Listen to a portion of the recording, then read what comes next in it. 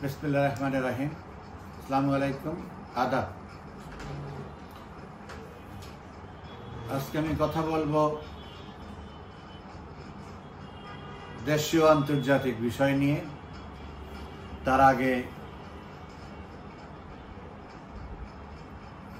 একটা বিষয় আপনাদেরকে শেয়ার করতে চাই, সেটা হচ্ছে আপনারা জানেন যে আজকে ভাটিকান সিটিতে প্রয়াত পোপ ফ্রান্সিসের শেষকৃত্য অনুষ্ঠান শেষ হয়েছে। সেখানে বিশ্ব নেতারা উপস্থিত হয়েছে।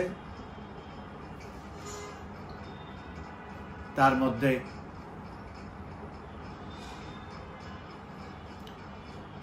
ইনুস সওদাগরও বেশ কি বলে এটাকে আপনার অপ্রত্যাশিতভাবে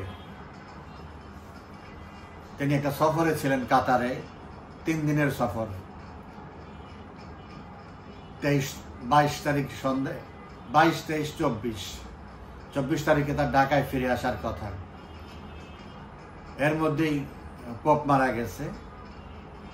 তো উনি 24 তারিখে ঢাকায় না ফিরে আরো একদিন বেশি কাতারে থেকে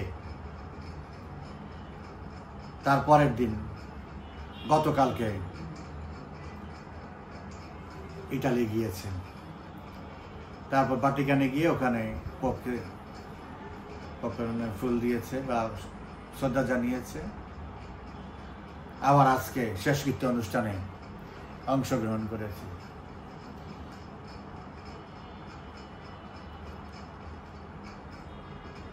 এই যে একটা আচমকা একটা সফর করলো, এটার উদ্দেশ্য কি? এটার উদ্দেশ্যের মধ্যে হলো দুষ্টামি।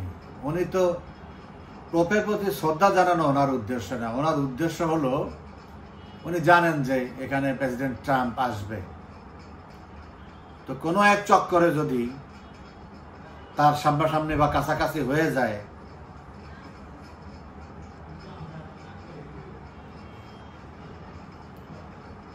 হাত বাড়ায় বলবে যে I am at your service sir.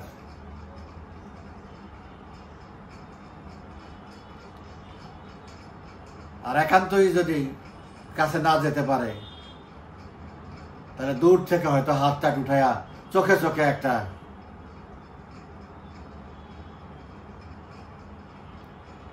কথোপকথন সংক্ষিপ্ত, যেটাকে বুঝায় বলা যে আমি আসছি, দেখানো যে আমি ভাবটা এরকম যে আপনি আমাকে আপনারা আমাকে শুধু ট্রাম্প না, যারা ওখানে ইউরোপিয়ানরাই তো সবাই, যেখানে ফ্রান্সের প্রেসিডেন্ট ছিল, ব্রিটিশ প্রাইম মিনিস্টার ছিল, তো ভাবটা এরকম যে আমাকে তোমরা জঙ্গি জঙ্গি বলো, ইসলামিক জঙ্গিদের মদতপুষ্ট বলো, বা আমি তাদের পৃষ্ঠপোষক বলো, দেখো আমি অন্য ধর্মের লোকের প্রতি শ্রদ্ধা জানানোর জন্য আসছে। এইটা হলো আরেক হিসাব।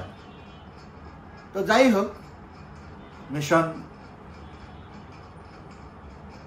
প্রত্যাশিতভাবেই মিশন ফেইল। এখানেও কোনো সুবিধা করতে পারলো না বেচারা।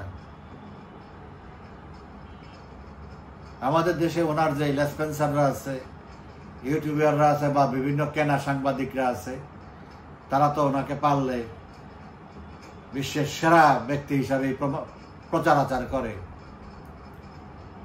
বিশ্ববিখ্যাত। তো আজকে তো দেখলাম যে বিখ্যাতদের মধ্যে কিভাবে সে অখ্যাত। যাদেরকে বিশ্ব নেতা বলে, ট্রাম্প, প্রেসিডেন্ট ম্যাক্রো, স্টাইমার, কারো ধারে কাছেই যেতে পারে নাই। ছবি তোলা তো দূরের কথা, শুধু ওই গুতারেসের সাথে। গুতারেস তো আর বিশ্ব নেতা না, সে হলো বিশ্ব সংস্থায় চাকরিজীবী একজন লোক। তার কাছে তার গুরুত্ব অনেক বেশি, তার কোনো নিজস্ব কোনো ক্ষমতা নাই। সে একটা কেরানি, ওখানে সর্বোচ্চ কেরানি জাতিসংঘের। That's it. তার নিজের কোনো ক্ষমতা নাই, এই বিশ্ব সম্প্রদায়ের এক ক্লাবের সেই প্রতিনিধি নিয়োগ করা হয়েছে মাসিক বেতনে। তো তার ওই পর্যন্তই শেষ। সবচেয়ে মজার ঘটনা হলো এই সফরটা তার জন্য কাউন্টার প্রোডাক্টিভ হবে। যেমন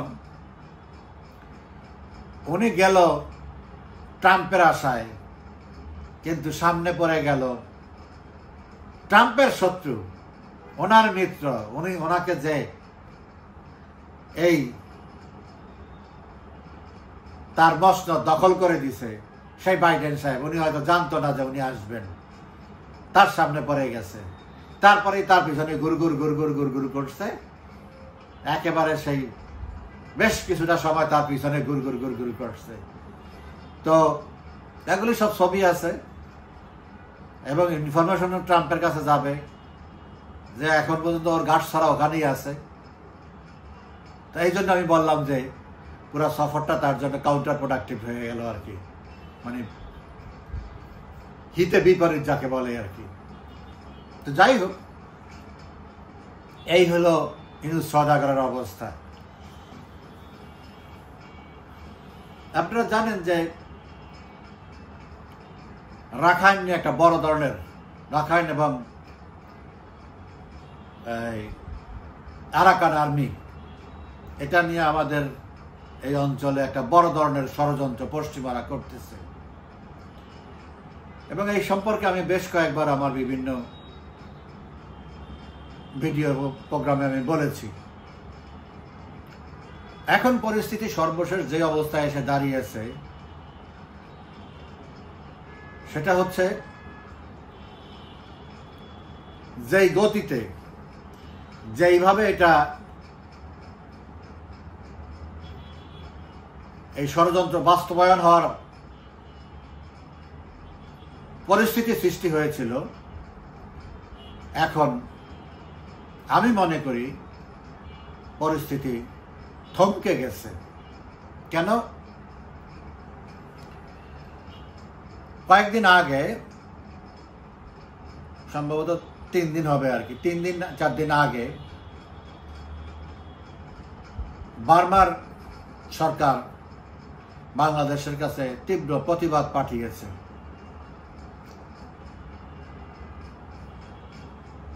এবং এটাকে যদি বাংলাদেশ অ্যালাউ করে তাহলে তারা বাংলাদেশকে প্রতিপক্ষ মনে করবে। একই সময়ে চায়না পরিষ্কার জানিয়ে দিয়েছে উই ডোন্ট লাইক ইট।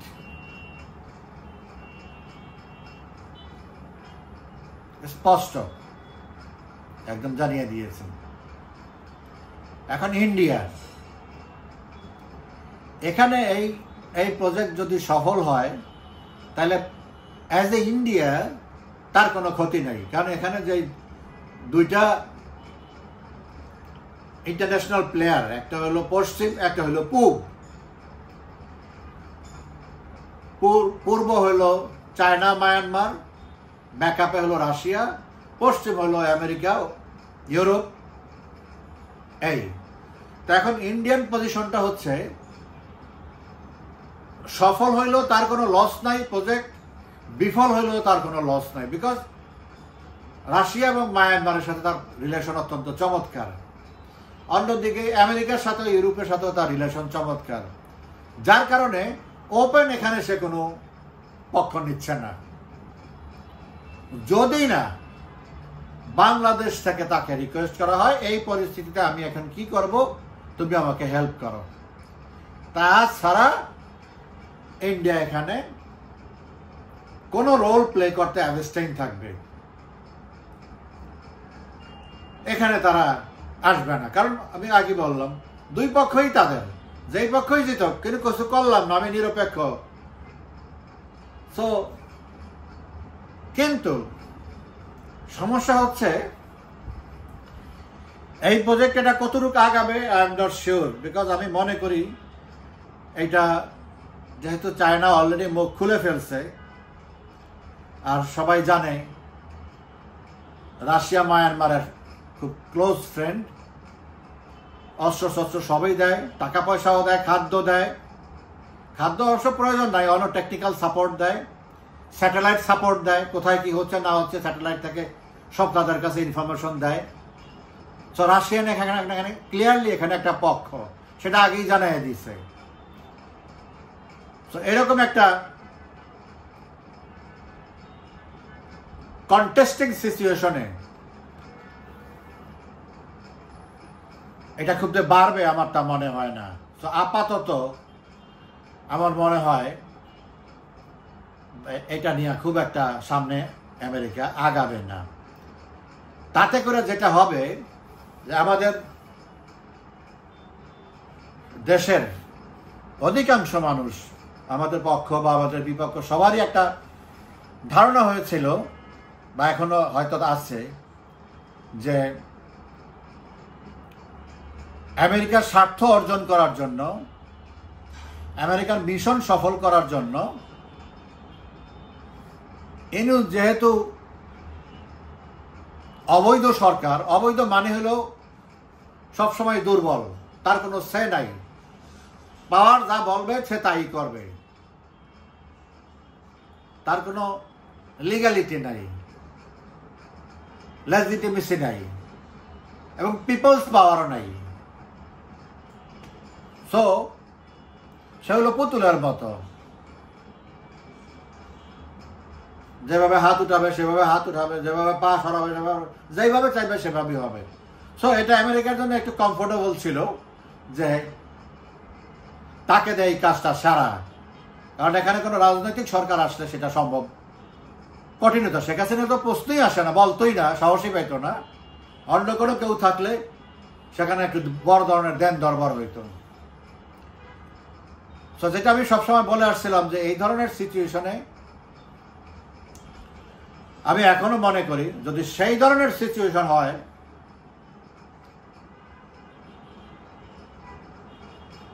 মূল ট্রাম্প কার্ডটা এখানে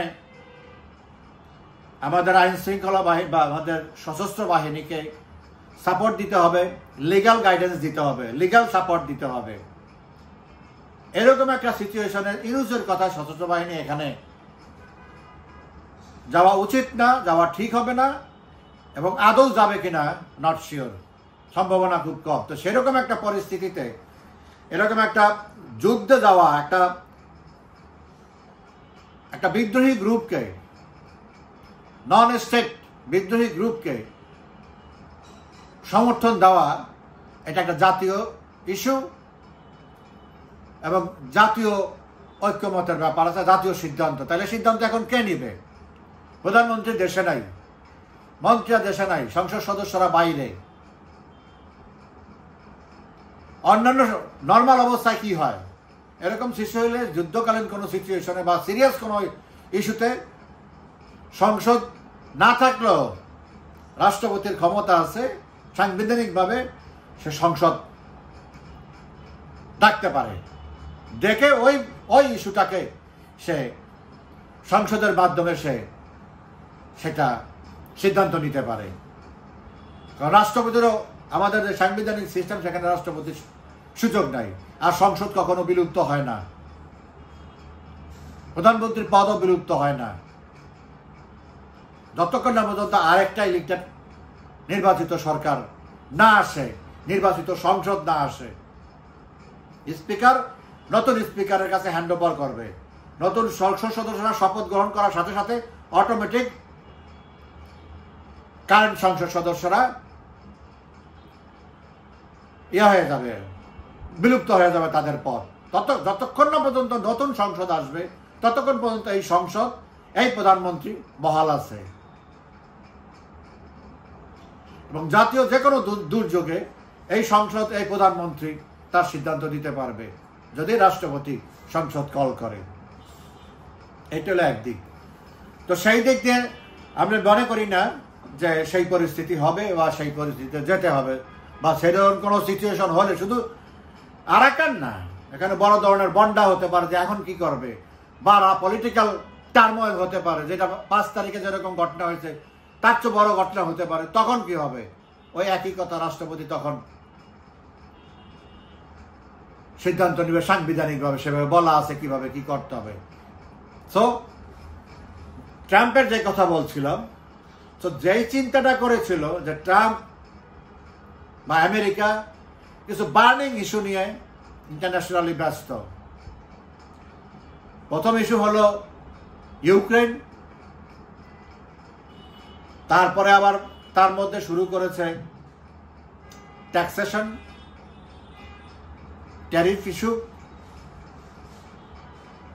তারপরে এখন আবার নতুন করে শুরু হলো পাকিস্তান ইন্ডিয়া। প্লাস এই যে গতিটা মাঝখানে ছিল, তাতে মনে হয়েছে অনেকের যে ট্রাম্পের সাথে ইউনুস সওদা করার কোনো একটা নেগোসিয়েশন, কিছুই না। ওই ঘটনা যদি ঘটতো, ঘটার পরপরই ইউনুসের অ্যাকসেপ্টেবিলিটি নাই, ইউনুসকে ড্রাইভিং সিটে আছে, যার জন্য তাকে গাড়িটা আগায় নিতে বলছে। ইট ডাজন্ট মিন যে গাড়িকে তাকে ওই ড্রাইভার হিসাবে নিয়োগ দেওয়া বা তাকে ওখানে গ্রহণ করা, বিষয়টা মোটেও তা নয়। এটা আপনারা কিছুদিনের মধ্যেই তার ফলাফল দেখতে পারবেন। আর আজকে যে ঘটনা ঘটলো ভ্যাটিকান সিটিতে, এটা ট্রাম্পের যদি কোনো শূন্য থেকে থাকে, কোনো শূন্য স্থান, কোনো গ্যাপ থেকে থাকে ইউনুসের প্রতি ক্ষোভের,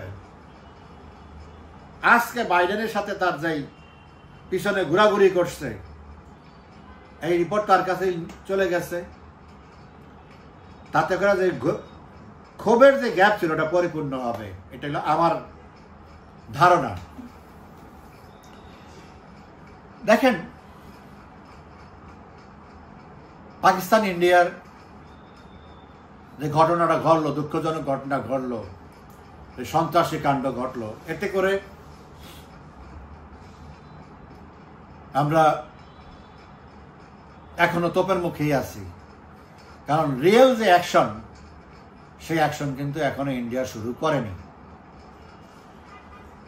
ইন্ডিয়া একটা প্রাইমারি রিয়াকশন দেখাইছে, তাতে করে যেই সিন্দুর পানি, যেটা পাকিস্তানের লাইফ লাইন, ওখানে তারা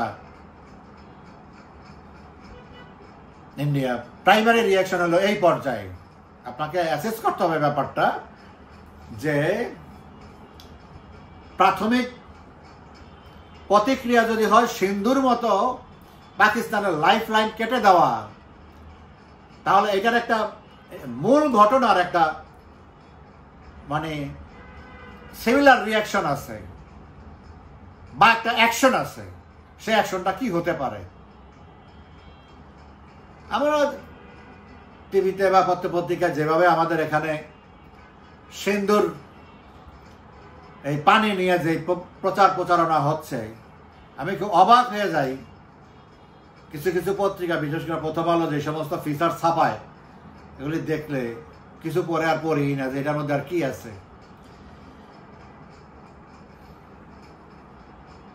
অনেকে হাইলাইট করতে চায় এটার এই চুক্তির একটা অব্লিগেশন আছে, এটা জাতিসংঘ এখানে ডিল করবে, বিশ্ব ব্যাংকের মধ্যস্থতা এটা হয়েছে 60 সালে। তারপরে নানান কিছু যুক্তি তুলে ধরে যে এটার জন্য ইন্ডিয়া বিপাকে পড়ে যাবে।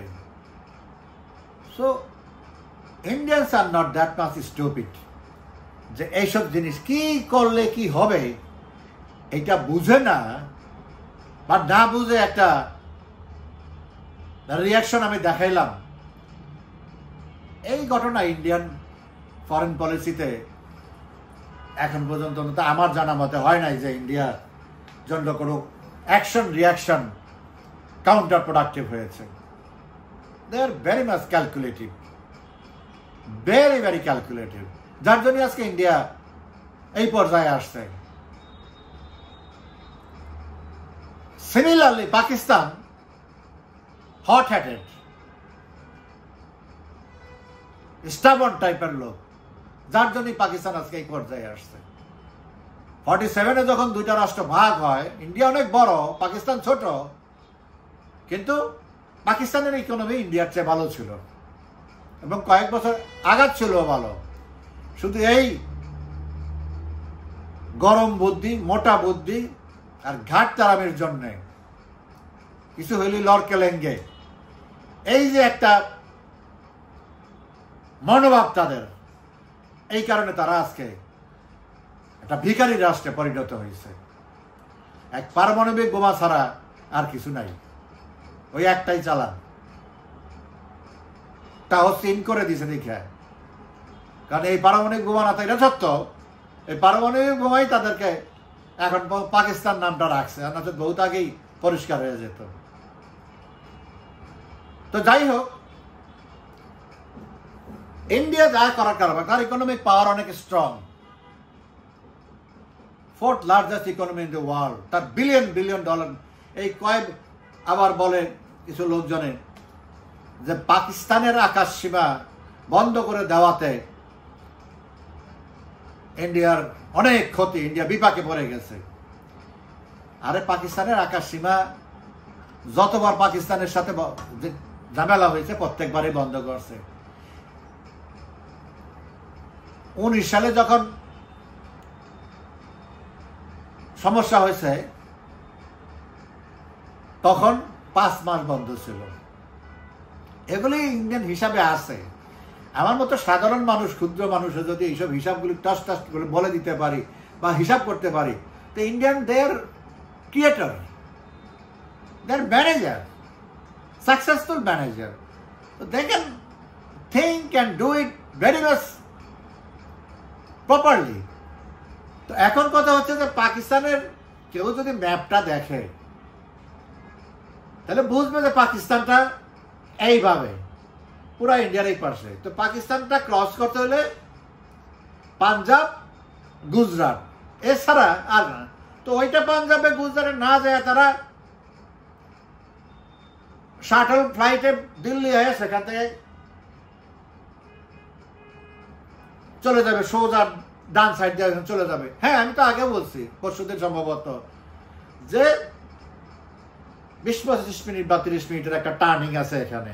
আর মুম্বাই থেকে যে ফ্লাইটগুলি যাবে সেই ফ্লাইটগুলি যারা মিডল ইস্টে যাবে সোজা দিল্লি থেকে এই যাবে, যাওয়ার কথা পাকিস্তানের উপর দেয়া। এয়ারলাইন্স গুলো কি করে, সবসময় এয়ারলাইন্সের কাজ হলো তো শর্টকাট নেওয়া। তাহলে তাদের কি হয়, time saving, fuel saving, means মানি সেভিং, মিনস প্যাসেঞ্জার কমফোর্ট, যত কম সময় যত দূরে দেওয়া যায়, that is the passengers demand. তো ওই কারণে সবসময় তারা সোজা পথ নেয়। তো এখন মিডল ইস্টে যাওয়ার জন্য পাকিস্তানের একটা আরব সাগরের সাইড দিয়ে পাকিস্তানের একটা কর্নার নিত, তা না হয় আমি 10 মিনিট 15 মিনিটের দিল্লিতে মধ্যে টার্ন নিয়ে আমি বায়া দিয়া সোজা আরব সাগর দিয়া, ওরাও আরব সাগর দিয়ে যাবে, এও আরব সাগর চলে যাবে। এটা নিয়ে কোনো রকেট সায়েন্স থাকতে হবে না, গাঁটতে হবে না যে এটা বোঝার জন্য।